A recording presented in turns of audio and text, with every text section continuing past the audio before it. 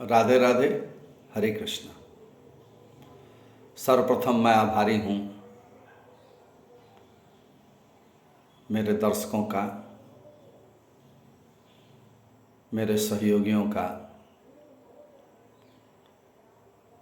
मेरे शुभचिंतकों का। तरह तरह के वो सुझाव देते रहते हैं कि इस वीडियो को और अच्छा कैसे बनाया जाए, और मैं उस पर अमल करने की कोशिश करता हूँ। जैसे एक मेरे गुरु भाई हैं अभय दुबे जी, जिन्होंने सजेशन दिया कि वीडियो बनाते वक्त दरवाज़ा ना दिखे। आज मैं उसको दूर करने की कोशिश किया। दूसरा सजेशन था कि बैकग्राउंड में कोई पीताम्बर हो, भगवान का फोटो हो। भगवान का फोटो है लेकिन लगाया, लेकिन लग नहीं पाया। जल्द से जल्द इसको भी दूर करने की कोशिश करूँगा, उनकी शिकायत को भी दूर करूँगा। अब आइए, कल हम लोग पिछली वीडियो में ये बात कर रहे थे कि कंपटीशन,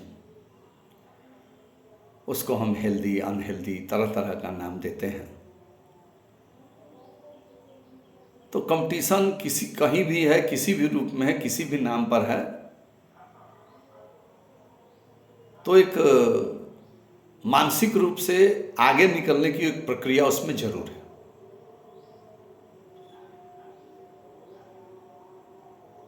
तो फिर उसमें नहीं निकले तो तनाव भी है, अपने को पराजित भी मानते हैं। तो अपने आप को ये परेशान करने का एक कारण है। हम अपना कर्म करेंगे, किसी भी से उसका कोई माने सरोकार नहीं है, किसी से उसका लेना देना नहीं है, कंपटीशन नहीं है। हाँ, अपनी क्षमता के पूर्ण का इस्तेमाल करेंगे, अपनी पूर्ण क्षमता का इस्तेमाल करेंगे। आइए, बहुत बातें हम लोग भोजन पर किए। आज हम लोग जो विषय लेंगे वो है सामाजिक व्यवस्था, क्योंकि मनुष्य जो है एक सामाजिक प्राणी है। तो उस सामाजिक व्यवस्था का में पहले क्या था, ये पहले हम लोग एक जॉइंट फैमिली, संयुक्त परिवार था, संयुक्त परिवार में रहते थे। और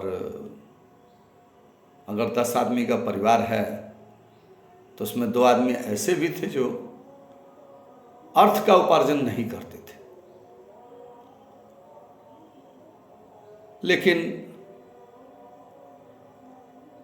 और सारे कार्य वही संभालते थे।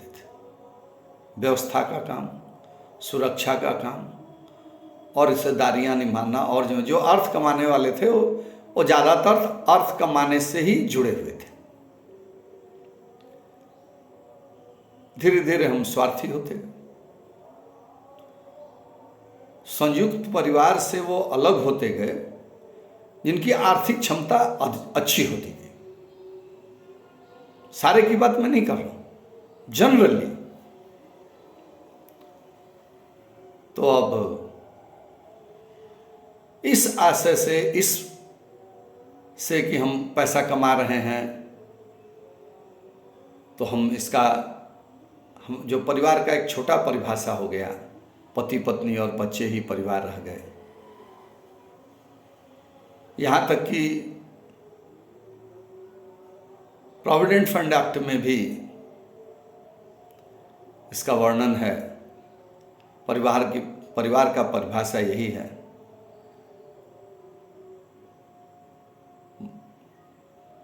पति पत्नी बच्चे, जो मेंबर हैं उनकी पत्नी या पति या बच्चे, उसमें माता पिता नहीं। क्योंकि ऐसे कुछ साल पहले मैं भी जब ये फॉर्म भरा था, उस समय मुझे ये अखरा था, इसलिए मैं आज ये बात आपके सामने लेके आया हूँ। और आपके माध्यम से सरकार से भी मैं कहूँगा कि ऐसे जो सोशल सिक्योरिटी मेजर्स हैं, इनमें माँ बाप को भी शरीक किया जाए। क्यों किया जाए? यही वे लोग हैं जो इस वृक्ष को लगाए, लेकिन वो वृक्ष के फल से वो वंचित हो जा रहे हैं।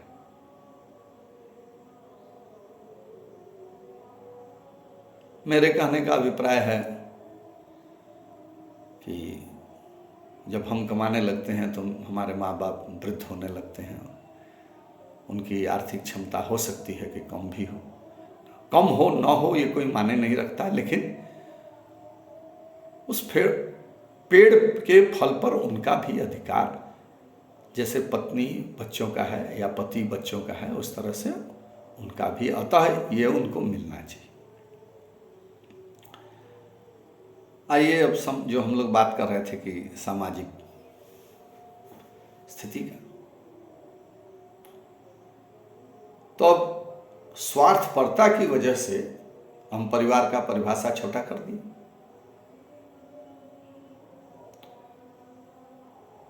लेकिन इससे हुआ क्या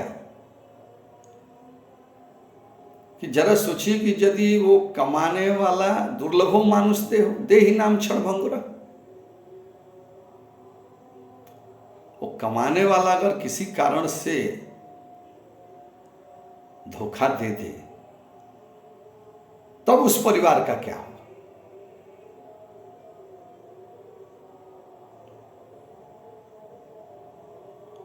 तो मेरे कहने का अभिप्राय है कि संयुक्त परिवार एक अच्छी पद्धति है, अच्छा, थोड़े आपके अंश से जैसे आप टैक्स पे करते हैं उसी तरह से इस ज्वाइंट फैमिली का टैक्स आपको पे करना है, और इसके बदले में आपकी सुरक्षा, आपके संबंध, आपकी वृद्धावस्था की व्यवस्था, सारी चीज आ जाती है। मतलब एक social security measures joint family. अब आइए हम लोग बात करें बच्चियों की शादी। आजकल बच्चों की शादी हो रही है और ये विघटन की तरफ ही ज्यादा जा रहे हैं। इसका कारण क्या है? भारत में सबसे डिसिप्लिन्ड ऑर्गेनाइजेशन का नाम मिलिट्री है, कॉर्पोरेट वर्ल्ड है। इन दोनों के सफल होने के पीछे का कारण इसकी हायरार्की है।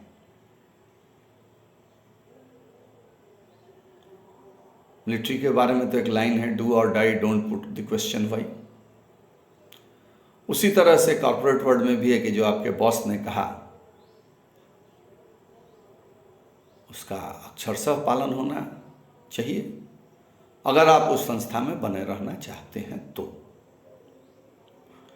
ऐसा ये जरूरी नहीं है कि हर समय आपका जो बॉस है वो सही ही हो, लेकिन उसकी जिम्मेदारी है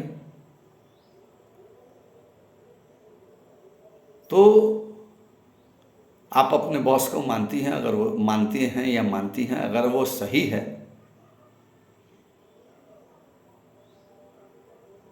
तो आप सही हो या ना हो, आपके उसके आदेशों को पालन करना है और उसके द्वारा दिए हुए आदेश के लिए वो पूर्ण रूपेण जिम्मेदार। आजकल क्या हुआ, पहले लड़कियां जब बड़ी होती थी तो उनको बताया जाता था कि अभी जो तुम जिस घर में रहती हो यह तुम्हारा कुछ काल के लिए घर है, इसके बाद तुम अपने पति के घर जाओगी। पति का अंग्रेजी शब्द है हस्बैंड, लेकिन हमारा जो सनातन धर्म है उसमें पति का मतलब हस्बैंड नहीं होता है। चरपते, चराचर पते, लक्ष्मी पते, जगपते भगवान को संबोधित किया गया।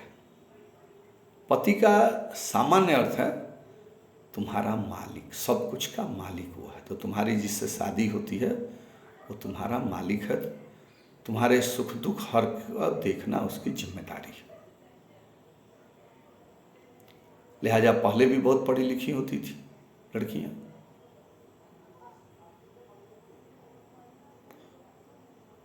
तो उनका एक अपने प्रति के प्रति माँ बाप के शिक्षा के प्रभाव से उनके प्रति ये भाव होता था। अब हम लोग अपने बच्चियों को क्या सिखाते हैं कि गृहस्थी रूपी गाड़ी के तुम दो पहिए हो,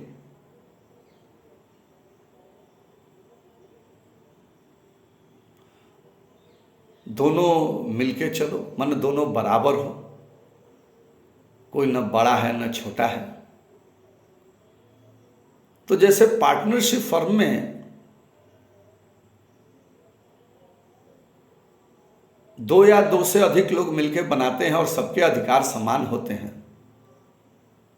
अतः हर पार्टनरशिप फर्म का अंत कलह ही होता है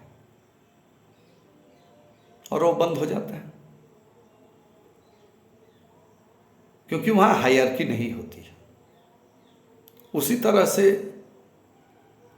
आजकल जो परिवार चल रहा है, मेरे हिसाब से बच्चों को गलत शिक्षा जो हम लोग दे रहे हैं कि तुम बराबर के उसमें हो, परिवार में हर फैसले सबके सहमति से होना चाहिए। तो दिमाग ऐसा वस्तु है कि खुद आपका ही दिमाग समय के हिसाब से बदलते रहता है। अभी कुछ आप सोच रहे हैं, थोड़ी देर बाद कुछ आप और सोचते हैं।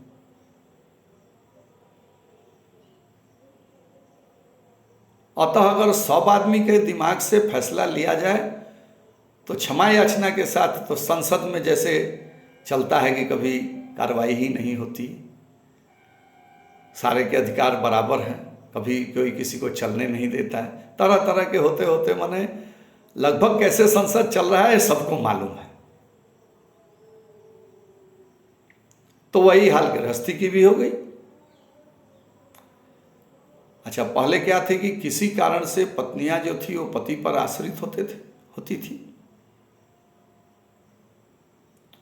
लिहाजा थोड़ा वो भी कंप्रोमाइज करती थी। जब पति को भी मालूम चलता था कि मेरे ऊपर आश्रित है तो क्षणिक गुस्सा भी हुए तो कुछ देर बाद स्थिति सामान्य हो जाती थी। अब दोनों सेल्फ सफिशिएंट हैं, तो दोनों अपने फैसले पर अडिग रहते हैं, लिहाजा परिवार टूटते जाते हैं। आजकल सेपरेशन का रेट बहुत ज़्यादा हो गया है, खासकर ये जो हमारा वेस्टर्न कल्चर है, तो वेस्टर्न एजुकेशन के साथ वेस्टर्न कल्चर भी है। पति एक रिश्ता नहीं या पत्नी एक रिश्ता नहीं, एक वस्तु है जिसको अगर अच्छा लगे तो ठीक है, नहीं तो फिर बदल दो। और क्या पढ़ाया जा रहा है भाई कि you have taken birth to enjoy.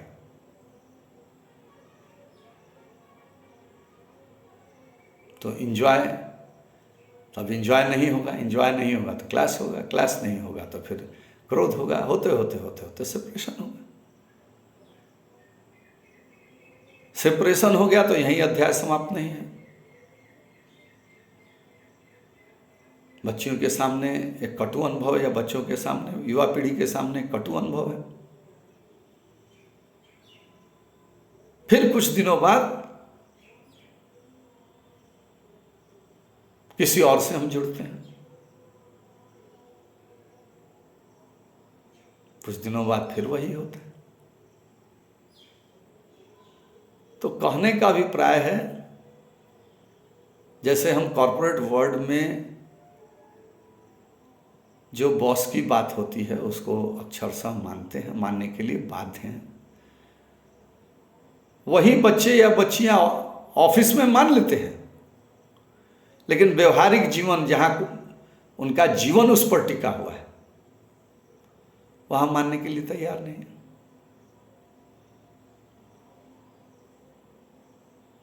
तो इसका एक निदान भी चाहिए। तो दोनों पक्षों के बड़ों का यह कर्तव्य होता है अपने अपने बच्चे पर थोड़ा नियंत्रण बढ़ाएं। यदि उससे भी नहीं होता है तो समाज है, सामाजिक बंधनों द्वारा, संबंधों द्वारा इस पर नियंत्रण करना चाहिए। तो कहने का अभिप्राय है, इस तरह के हम जो फैसले लेते हैं तो परिवार सामाजिक प्राणी होने की वजह से परिवार को सुदृढ़ करना, एक दूसरे से प्रेम, वही प्रेम आ गया, एक दूसरे की आवश्यकताओं का ख्याल रखना, एक दूसरे का सम्मान करना, लेकिन एक हायरार्की को भी मानना है।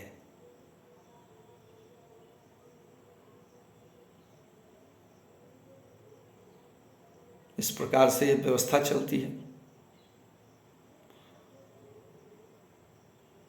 तो चलिए, कल इसी विषय पर वीडियो बनाया था, लेकिन बहुत डिस्टर्बेंस के वजह से वीडियो अच्छी नहीं हो पाई, इसलिए अपलोड नहीं कर पाया। तो हमारे क्या है, हमारे समाज को और सुदृढ़ करना है। आइए इसमें थोड़ी और आगे हम लोग बढ़ें। मेरे गुरुदेव हैं, ऑफिस से संबंध जुड़ा, उनका नाम है शेख अब्दुल रशीद, जिनका मेरे जीवन पर एक प्रभाव है। कुछ इस्लाम धर्म की बातें भी उनसे सुनता था। तो उनके हिसाब से, जैसे इस्लाम में एक बहुत अच्छी बात है कि आपको खाना खाने का अधिकार तभी प्राप्त होता है जब आप अपने पड़ोसियों से पूछ लेते हैं कि क्या आपने खाना खाया। अगर वो खा लिए हैं या उनके यहाँ व्यवस्था है, हो गई है, तो आप खा सकते हैं।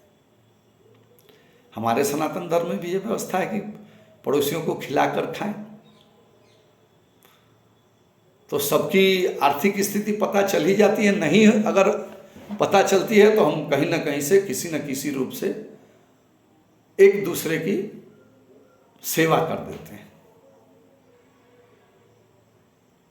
और उसके बाद भी माताएं बहनें जब रोटी बनाती हैं या कुछ बनाती हैं, अग्निदेव को सुपुर्द करती हैं।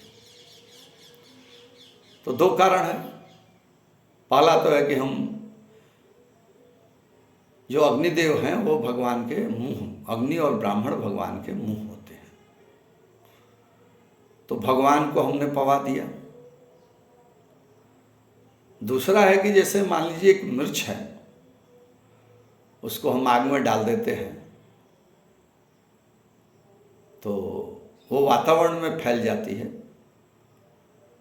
और जो भी वातावरण में उसको सूंघता है उस मिर्च के प्रकोप से ग्रसित हो जाता है, प्रकोपित हो जाता है। उसी तरह से जब अन्न आप उसमें डाल दिए तो उसमें से अन्न वातावरण में फैल गया और आपने इनडायरेक्ट रूप से सबको भोजन करा दिया।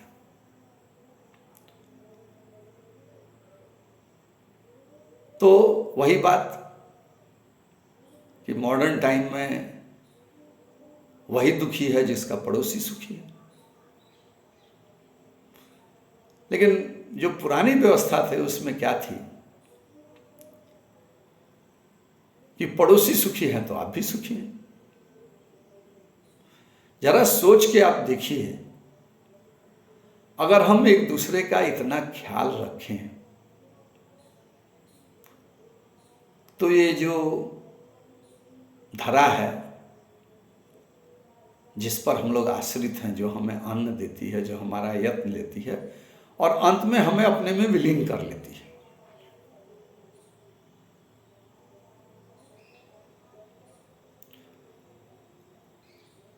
तो ये धरा कितना पवित्र, सुंदर और रहने योग्य जगह होगी। लेकिन हम लोग क्या किए, नित्य कोई ना कोई ऐसी हरकत जरूर करते हैं जिससे इस धराधाम दूषित होती है। भगवान ने इस धराधाम को बनाया, इसके पीछे उद्देश्य था कि जैसे हम लोग कहीं विहार करने जाते हैं तो भगवान भी विहार करने मृतलोक में आया करेंगे, लेकिन हम लोग ऐसा इसको बना दिए तो भगवान की बात छोड़ दीजिए, हमारे पास कोई दूसरा विकल्प नहीं है, इसलिए हम लोग इस पर हैं। और एक प्रार्थना हमारी है आप लोगों से, कोई ना कोई ऐसा कर्म नित्य करें कि सर ऊपर उठा के भगवान से कहें कि भगवान मेरा कार्य आपको ये पसंद आया तो आप प्रसन्न हुए, तो इस कार्य को मैंने इसलिए नहीं किया कि यह कार्य मुझे सूद समेत वापस मिले,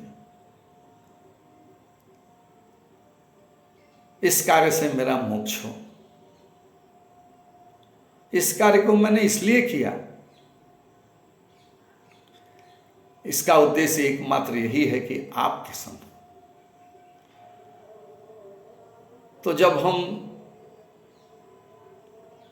भगवान को प्रसन्न करने के लिए भी कोई कार्य करते हैं तो किसी न किसी की सेवा होती है।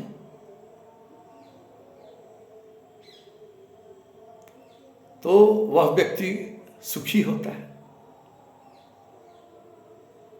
जब वह सुखी होता है तो उसके अंदर स्थित भगवान सुखी होते हैं, क्योंकि यह शरीर ही सुख नहीं है।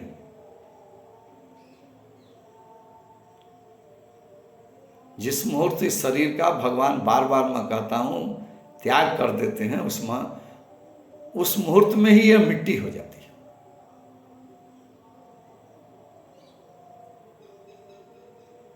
तो यह शरीर